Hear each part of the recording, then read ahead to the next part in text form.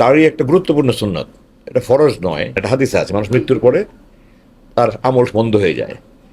তিনটা আমলের কথা বলা আছে। একটা হলো যে একটা নেক সন্তান রেখে যে বাবা মার জন্য দোয়া করবে, একটা হলো উপকারী কোনো জ্ঞান দান করবে যেটা মানুষ উপকার হবে, আরেকটা হলো সৎকায় জারিয়া, একটা স্কুল কলেজ করে দিয়ে গেল, জি স্যার। একটা পাবলিক টয়লেট করে দিল, গাছ লাগালো। এই একমাত্র সুন্নত কিন্তু আমার লাশের সাথে আমার সঙ্গী হচ্ছে, অত্যন্ত গুরুত্বপূর্ণ সুন্নত মনে করি। উলঙ্গ অর্ধ উলঙ্গ হয়ে ঘুরে বেড়াচ্ছে, এগুলো নিয়ে কারো মাথা ব্যথা নাই। এর হিজাব করা আর দাড়ি নিয়ে এত কারো মাথা ব্যথা, এগুলো সমস্ত আমি মনে করি ইসলাম বিদ্বেষীদের একটা অপপ্রচার, মানে প্রপাগান্ডা। বাংলাদেশ সেনাবাহিনীর 4টি ব্যাটালিয়নের নাম খলিফাদের নামে করা হয়েছে, আপনার অভিমত কি? অত্যন্ত আনন্দিত আমি। জেনারেল ওয়াকারকে ব্যক্তিগতভাবে অভিনন্দন জানিয়েছি এটার জন্য। উনি সম্প্রতি বিদেশে সফরে ছিলেন, ওই সময় আমি মেসেজ দিয়ে তাকে অভিনন্দন জানিয়েছি যে আমাদের প্রথম থেকে একাডেমি শুরু থেকেই প্রথম বাংলাদেশ ক্যাডেট ব্যাটালিয়ন ছিল। ওটা 5টা কোম্পানি, আমাদের জন্য 4টা কোম্পানি ছিল, পরে আরেকটা কোম্পানি হয়েছে 5টা। এই 5টা 5 বীর শ্রেষ্ঠর নামে হয়েছে। উনি যেটা করেছেন এটা হলো সেকেন্ড বাংলাদেশ ক্যাডেট ব্যাটালিয়ন করেছেন। এবং এটার যে 4টা খলিফাদের নাম রাখছে, আমি এর অত্যন্ত সাধুবাদ জানাই, অত্যন্ত আমি আবেগপ্রবণ হয়ে যাই যে আমরা সত্যিকারভাবে আমরা মনে করি যে এটা আমাদের আবেগটা দেশের প্রতি আরও অনেক বাড়বে বলে আমি মনে করি, কারণ খলিফারা সবাই ছিলেন দেশপ্রেমিক। এখানে একটু বলে রাখি, নৌবাহিনীতে কিন্তু তাদের জাহাজগুলো সব আপনার ইয়ের নামেই, এই খলিফাদের নামেই নৌবাহিনীর জাহাজগুলি আপনার সব এই 4 খলিফার নামে নৌবাহিনী জাহাজ আছে। মানে তাদের যুদ্ধ জাহাজ যেগুলো ফ্রিগেট বলে, যেগুলো বলে যে BNS Omar Farooq, BNS Ali Haider, BSM Osman, Abu Bakr, এগুলো আছে। বিমান বাহিনীর কোনো বেজ এরকম নামে নাই। এটা আমি সাধুবাদ জানাই, আমি অত্যন্ত আনন্দিত। সেনাপ্রধানের দাড়ি রাখা নিয়ে একটি গ্রুপ নাখোশ, তারা বলছে স্বাধীনতার পর এই ধরনের ঘটনা ঘটেনি। স্বাধীনতার পর কি 5ই আগস্ট হয়েছে? স্বাধীনতার পর কি এই 75-এর বিপ্লব ছাড়া ওই ধরনের বিপ্লব হয়েছে? 81-এর রাষ্ট্রপ্রধান হত্যা হয়েছে, কিন্তু সপরিবারে তো হত্যা হয়নি।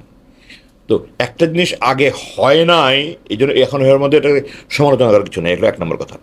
2 নম্বর কথা, দাড়ি একটা গুরুত্বপূর্ণ সুন্নাত, এটা ফরজ নয়। জাকির নায়েক বলেছে এটা কাটা হারাম, আমি তার সাথে একমত নই। কারণ হালাল হারাম ঘোষণা একমাত্র আল্লাহ করতে পারে, এবং আল্লাহর অনুমতি ওর অনুমোদন ওর নির্দেশ ইশারায় আমাদের নবীজি করতে পারে, আর কেউ পারে না। তো আমি নিজে শুনেছি জাকির নায়েক বলেছে হারাম, এটা আমি বিশ্বাস করি না।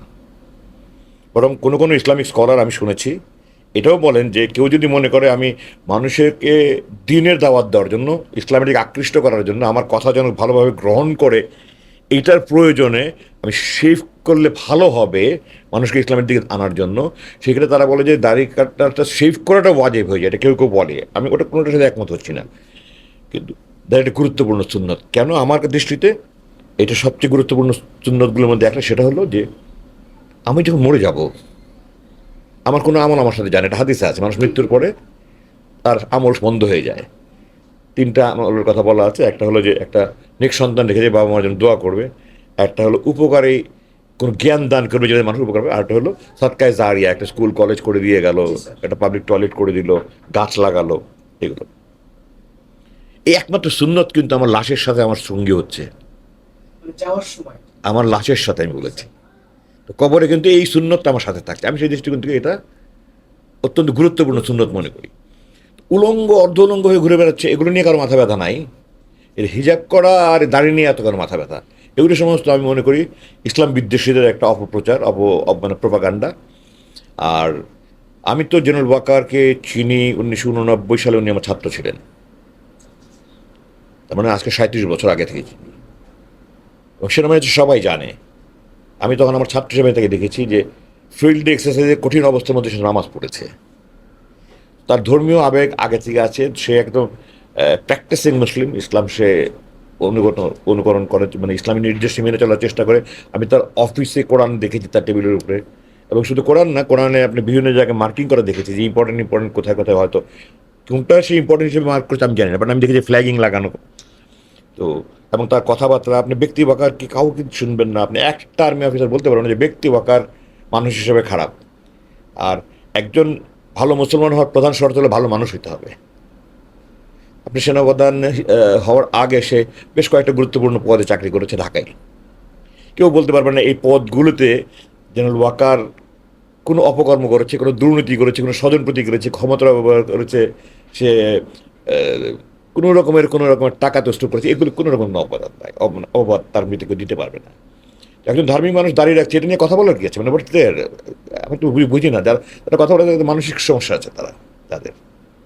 আমার স্বাধীনতা, আমি দাড়ি কাটবো কি রাখবো, এটা আমার স্বাধীনতা। চীন বলেছেন তিস্তা প্রকল্পে তারা বাংলাদেশের অনুরোধে যুক্ত হয়েছে, সুতরাং তৃতীয় দেশের দাদাগিরি মেনে নেবে না। আপনার মন্তব্য কি? আমি তো 8 বছর আয়নাঘরে ছিলাম, তো ভারতের দাদাগিরির বিরুদ্ধে প্রতিবাদ করার কারণেই।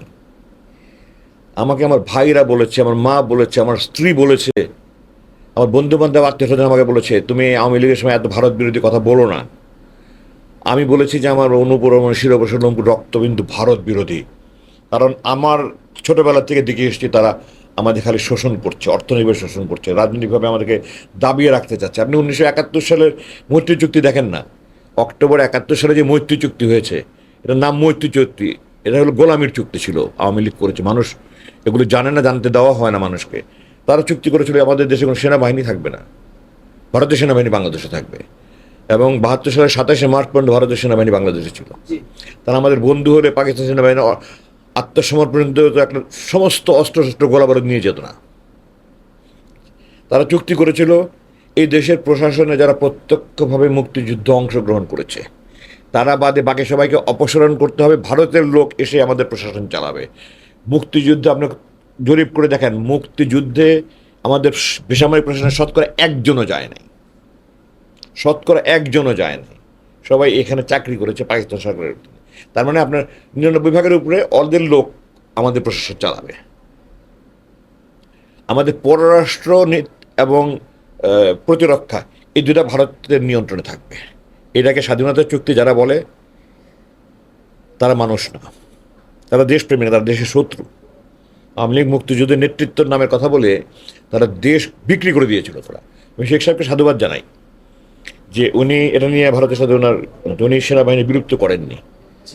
কিন্তু ওই সময় ভারতের প্রেসক্রিপশন ছিল যে বাংলাদেশের নিজস্ব প্যারামিলিটারি ফোর্স থাকবে, এবং সেইটার অনুমতি এই রক্ষী বাহিনী করেছিল, যেটা প্রধান ছিল তোফায়েল আহমেদ। রক্ষী বাহিনী করেছিল, এবং রক্ষী বাহিনী বেসিক্যালি শেখ সাহেবের একটা গুন্ডা বাহিনী ছিল, ছাত্রলীগের ছেলেদেরকে নিয়ে একটা গুন্ডা বাহিনী করেছিল। এবং আমি রক্ষী বাহিনীর হাতে অত্যাচারিত হয়েছি। হ্যাঁ, আমি 1974 সালে এসএসসি পরীক্ষা দিয়েছি। ডিসেম্বর মাসে আমি গাইবান্ধা, আমার মামা ওখানে কলেজে প্রিন্সিপাল ছিলেন, আমি ছুটিতে বেড়াতে গিয়েছি রেজাল্ট আউট হওয়ার আগে।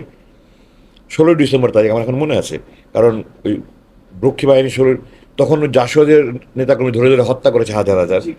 এবং তখন তারা যেটা করতো সেটা হলো এক ডিস্ট্রিক্টের লোক অন্য ডিস্ট্রিক্টে চলে যেত, যেন আইডেন্টিফাই করতে না, চিহ্নিত করতে না পারে।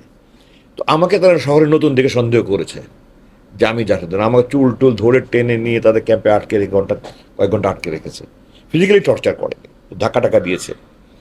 তারা একটা ত্রাসের সৃষ্টি করে ফেলেছিল এই রক্ষী বাহিনী। এটা ভারতের প্রেসক্রিপশন, ক্ষমতায় টিকে থাকার জন্য। লাল ঘোড়া বলতো মানুষজন, লাল ঘোড়া দাবড়ায় বেড়াচ্ছে। আমি নিজে দেখেছি অনেক অত্যাচার হচ্ছে অনেকে। তো শেখ সাহেবকে আমি সাধুবাদ জানাই যে উনি সেনাবাহিনী বিলুপ্ত করেননি। তবে এটা আমার পিছনে আমার আরেকটা জিনিস মনে হয় যে উনি সাহস করেননি, যে সেনাবাহিনী বিলুপ্ত করতে গেলে তখন তো 5টা ইস্ট বেঙ্গল রেজিমেন্ট ছিল বাংলাদেশে, প্রথম, দ্বিতীয়, তৃতীয়, চতুর্থ এবং অষ্টম ইস্ট বেঙ্গল রেজিমেন্ট, আর 5-6-7 তৎকালীন পশ্চিম পাকিস্তানে মোতায়েন ছিল। এই 5টা ইনফেন্ট্রি ব্যাটালিয়ান, আরও অন্যান্য যারা আছে ব্যাটালিয়ানের বাইরে অন্য, সব মিলিয়ে যদি বিলুপ্ত করতে যেত একটা বিদ্রোহ হয়ে যেতে পারতো, ওই আশঙ্কাই করেন নেই বলে আমি ধারণা করি। আর একটা হলো যে প্রশাসনের বহুত লোক চলে এসেছিল, শেখ সাহেব ওটাও উনি অ্যাকসেপ্ট করেননি। এবং আমি আশ্চর্য হব না যে শেখ সাহেবের হত্যার পিছনে ভারতের কোনো মদত ছিল, কারণ শেখ সাহেব 74 সালে ওআইসি কনফারেন্সে পাকিস্তানে গেলেন। এ ভারতের ইচ্ছা ছিল না, ভারতের তোয়াক্কা না, ভারত চায় নাই, উনি ভারত তোয়াক্কা না করেই গেছেন। তো এই জন্য আপনার আমি যেটা বলি যে আমি তো ভারতের দাদাগিরির বিরুদ্ধে আমি জিহাদ করছি, আমি আমার জীবন দিব দিতে রাজি আছি, ওদেরকে আমি মেনে নিতে পারবো না। তারা, আমি চাই একটা সত্য, যে কে চায় আমার পাশে বাসায় একজন তার সাথে সারাক্ষণ ঝগড়াঝাড়ি লেগে থাকুক, আমিও শান্তিতে থাকবো, সেও শান্তিতে থাকবো, আমি চাই। কিন্তু এটা তো আপনার মানে 50-50 শেয়ারে হতে হবে, এটা তো ফ্রেন্ডশিপ তো কখনো ওয়ান ওয়ে না। বন্ধুত্ব হয় দুই পক্ষ হয়। আপনি আমাকে লাথি মেরে গেলেন, ঘুষি মেরে যাচ্ছেন, আর আমি আপনাকে বন্ধুর মতো করছি, এটা তো হতেই পারে না। আর ওই আপনারা আমাদের বড় ভাই, প্রতিবেশী বড় ভাই, আমাদেরকে দেখে শুনে রাখবেন, আত্মসম্মান থাকলে একটা লোক এরকম বলতে পারে না। তাকে মানে তার তো এটার জন্য মানে আপনারা বড় রাষ্ট্র। হ্যাঁ, আপনারা আমাদের দেখে শুনে রাখবেন, বড় রাষ্ট্র, ঠিক আছে, ফ্যাক্ট। আর উনিও তো যেগুলি কথা বলেছে আমি জানি না, সরকারিভাবে এটার মানে প্রতিবাদ করা উচিত ছিল। তুমি 160 বলছো, 128 বলছো, এক ফুটবল টিমের কথা বলছো, তার মানে কি আমরা তোমাদের তোমরা এক রাষ্ট্র আমরা? আপনার মনে আছে কিনা, আমি আমার মুক্তির পরে প্রথম যেটা প্রেস ব্রিফিং করেছিলাম 24 সালে 3 সেপ্টেম্বর, আমি ওটা স্বাধীনতা সঙ্গীত নিয়ে জাতীয় সঙ্গীত নিয়ে আমি প্রশ্ন তুলেছিলাম যে ওটাতে দুই বাংলা এক করার কথা। ওই একই কথা বলতে চাচ্ছে তারা। হ্যাঁ, আমি ওটা প্রতিবাদ করেছিলাম, কারণ এটা দুই বাংলা এক করার জন্য গানটা লেখা হয়েছিল।